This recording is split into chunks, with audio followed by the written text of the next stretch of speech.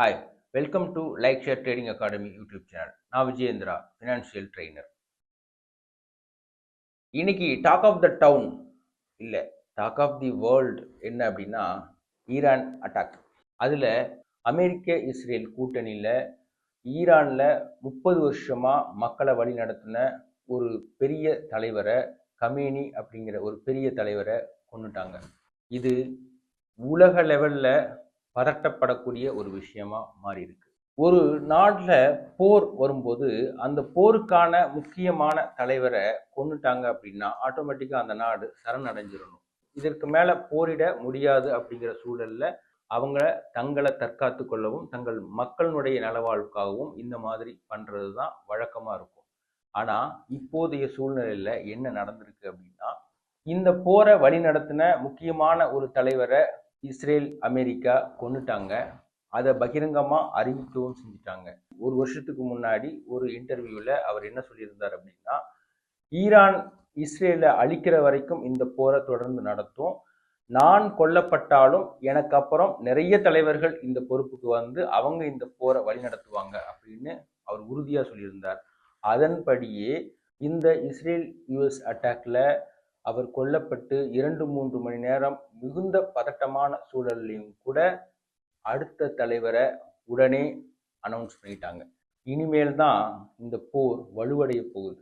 நாட்டினுடைய பொருளாதாரம், ஏன் உலக பொருளாதாரமே ஸ்தம்பிக்கும் வாய்ப்பும் கூட இருக்கு அப்படின்னு சொல்லலாம். 2ஆம் உலகப் போர் தொடங்கினப்ப சின்ன சின்ன நாடுகளுக்கிடையே ஆரம்பிச்ச சண்டை, அதற்கு பக்கபலமா இருந்த பெரிய நாடுகள் அப்படியே ஆரம்பிச்சு அதற்கப்புறமா தங்களை இந்த போர்ல முன்னிலைப்படுத்தி கொள்ளணும் அல்லது தங்களை இந்த போர்ல வல்லரசுன்னு அனௌன்ஸ் பண்ணிக்கணும் அப்படின்னு பெரிய பெரிய நாடுகள்லாம் அதில் தலையிட்டு கடைசியில அமெரிக்கா தான் வல்லரசு அப்படின்னு நிரூபிச்சு எல்லாரையும் ஏற்றுக்கொள்ள வச்சது. அது மாதிரியான ஒரு சூழல் இப்பவும் வரதுக்கான வாய்ப்பு இருக்கு. 3ஆம் உலக போருக்கான முன்னோட்டமா தான் இந்த போரை நாம பார்க்க வேண்டியிருக்கு. ஏன் அப்படின்னா, ஈரானுடைய முக்கியமான தலைவர் கொல்லப்பட்டு ஒரு 4-5 மணி நேரத்திலேயே அடுத்த அட்டாக், அதாவது ஈரான் எதிர்வினையாற்றி இருக்கு. அதுவும் யார் மேல அப்படின்னா இஸ்ரேல் மேல மட்டும் அல்ல, இஸ்ரேலுக்கு துணையா நிற்கிற அமெரிக்காவுக்கு ஆதரவா இருக்கிற யுஏஇ, துபாய், அபுதாபி இது மாதிரியான வளைகுடா நாடுகளை எல்லாம் நிறைய தாக்கியிருக்காங்க. கிட்டத்தட்ட 200க்கும் மேற்பட்ட ட்ரோனை அனுப்பி இந்த தாக்குதல் நடத்தப்பட்டிருக்கு. இதுல கவனிக்க வேண்டிய விஷயம் என்ன அப்படின்னா, இந்த 200க்கும் மேற்பட்டு அனுப்பப்பட்ட ட்ரோன்களையும் மிசைல்களையும் அமெரிக்கா எந்த விதத்திலையும் தடுக்க முடியல.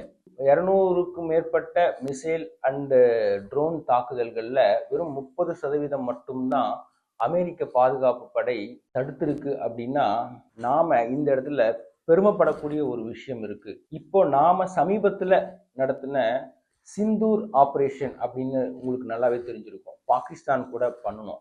அதுல பாகிஸ்தான் வந்து 100க்கும் மேற்பட்ட ட்ரோன்களையும் ஏவுகணைகளையும் நம்ம நாட்டு மேல ஏவுனாங்க. அதுல ஒன்று கூட நம்ம மேல அட்டாக் ஆகாம நாம அதை தடுத்திருக்கோம். இதற்கு மிக முக்கிய காரணம் நம்மளுடைய முன்னாள் ஜனாதிபதி சயின்டிஸ்ட் அப்துல் கலாம் ஐயா அவங்களுடைய டீம்ல இருந்த பெரிய பெரிய சயின்டிஸ்ட்களுடைய கண்டுபிடிப்பு, அவங்களுடைய அறிவு தான் அப்படின்னு சொல்லணும். இதை நம்ம வந்து பெருமையாவே சொல்லிக்கலாம். யுஏஇ கண்ட்ரியில இந்த மாதிரியான தாக்குதல்கள் நடத்தியிருக்கு அப்படின்னா இது பெரும் பதட்டத்துக்குரிய ஒரு விஷயமாவே பார்க்கப்படுது. ஏன்னா உலக பொருளாதார மையம் அப்படின்னா அது துபாய், யுஏஇ இந்த மாதிரி இடங்கள்ல தான் இருக்கு இல்லையா? நிறைய இன்வெஸ்டர்ஸ் அங்கதான் இருக்காங்க.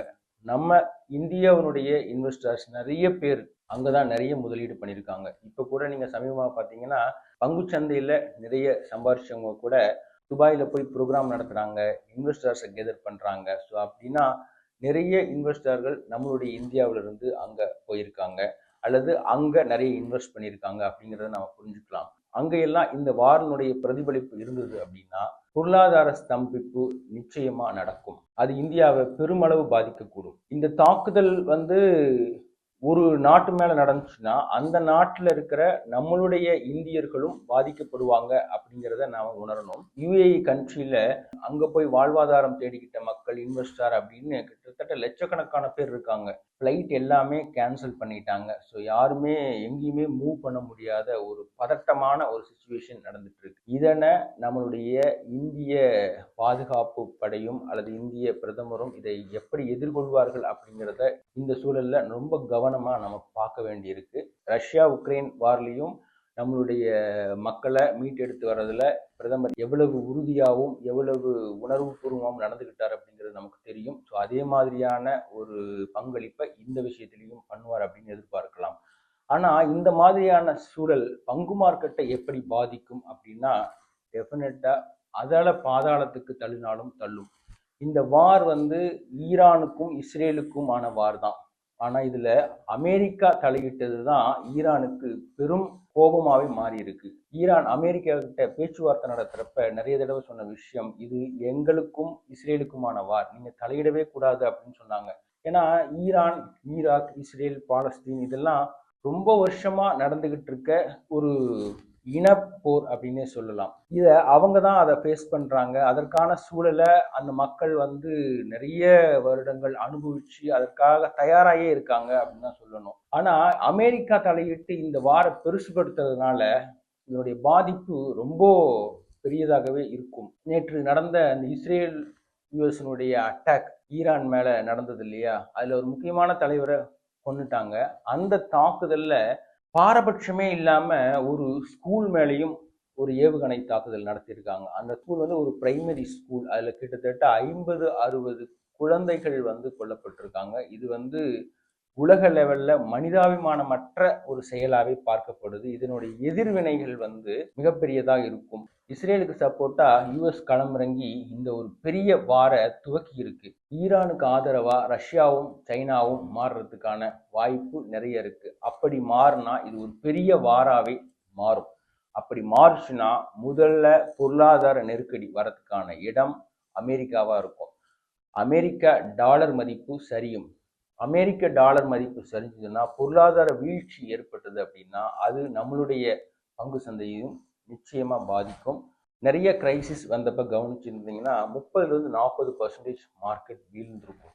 அது மாதிரியான ஒரு அசாதாரண சூழல் உருவாகிறதுக்கான வாய்ப்பு மிக அதிகமா இருக்கு. இந்த வாருடைய போக்கு அப்படித்தான் இருக்கு. இது எந்த அளவுக்கு சுமூகமா மாறும் அப்படிங்கிறத சொல்லவே முடியாது. ஏன்னா ஒரு முக்கியமான தலைவர் கொல்லப்பட்டார். அதற்கு அடுத்து அவருடைய பொறுப்புக்கு இன்னொரு தலைவர் வந்திருக்கார். அவர் யாரு அப்படின்னா 94ல இஸ்ரேல் ஈரான் வார் நடந்தப்ப இஸ்ரேல்ல பெரிய அட்டாக் பண்ண ஒருத்தர் தான் இப்போ தலைமை பொறுப்புக்கு வந்திருக்கார். அப்ப இப்போ இந்த தாக்குதலை அவர் எப்படி எடுத்துக்கிட்டு அதற்கு எதிர்வினை புரிவார் அப்படிங்கிறது நல்லாவே தெரிஞ்சிருக்கும். அவர் பொறுப்புக்கு சில மணி நேரங்கள்லயே உலக பொருளாதார மையங்கள் மேல அவர் நடத்தின தாக்குதலே புரிஞ்சிருக்கும். இது மிகப்பெரிய போரினுடைய ஆரம்பம் அப்படிங்கிறது. பொறுத்திருந்து பார்ப்போம். இந்த போர் எப்படி வலுப்பெறுது அப்படிங்கிறத பொறுத்து தான் பங்குச்சந்தையின் நிலைமை டெஃபினட்டா இருக்கும். இந்த வார பங்குச்சந்தை மிக மிக மோசமான ஒரு நிலைமையை சந்திச்சே தீரும். மண்டேலிருந்து ஃப்ரைடே வரைக்கும் இந்த போரினுடைய போக்கு கண்டிப்பா பெரிய லெவல்ல போகாட்டி கூட ஒரு மிதமான சூழல்ல ஒரு நிச்சயமற்ற தன்மையை உருவாக்கும். நம்மளுடைய பங்குச்சந்தை பெரும் இறக்கத்தை சந்திக்கும். இந்த வாரம் எந்தவித ரிஸ்க் ட்ரேடும் எடுத்துடாம மார்க்கெட்டை முழுமையா வாட்ச் பண்ணுங்க. All the best.